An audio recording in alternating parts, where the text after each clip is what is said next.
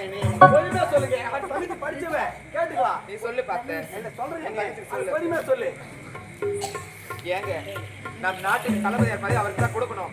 யாரு கேட்காதீங்க. அண்ணி தவறு அண்ணி. தவறுமால் தவறு செய்றீங்க. ஆயம் அறியாமல் யாரு கால விழுவுறது அண்ணி? யாரும் தெரியவில்லை. ஏய் பாருங்க. வீரத்தில் சிறந்தவனா? ஆமா. விவேகத்தில் சிறந்தவனா? ஆமா. அவன் கம்பீரமானவனா? ஆமா. உனக்கு வீரம் இருக்கா? என்ன வெல்லுக்கு திறமை இருக்கா? இருக்கு. அப்படினா பாட சொல்றாங்க ஐயா. ஏய் பிரகாரா யார் அவரே? வெளிநாட்டுல வந்தவருக்கு நம்ம தகுந்த மரியாதை கொடுக்க வேண்டியதா? அவன் யாரு? என்னை மனைவி வார்த்தையால கேட்பேன். கடவுளை கண்கொண்ட தெய்வமா நினைக்கிற உடனாய மனைவி யார் மாதருக்குள்ள மனைவியாக்கி பத்திரி தெய்வம் என்றால் என்னுடைய மனைவி வார்த்தை தான் கேட்பேன்.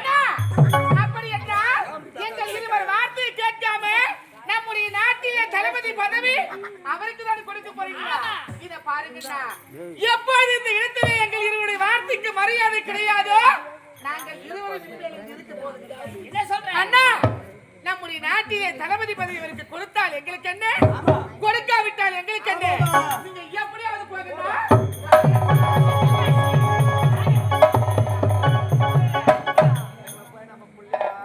சின்ன வயசுமா தெரியாதுமா. ஏங்க நான் 10 மாசம் வந்து நான் பெற்றெடுத்த பெண்ணாக எதிர்த்து பேசிருப்பாங்களா? ஏங்க நாத்தனார்ன்ற புத்தியும் கொழுந்தனார்ன்ற புத்தியும் அவங்க இருவரும் காட்டி விட்டாங்க. என்னங்க அப்படியெல்லாம் நினைக்கலமா. சின்ன வயசுமா.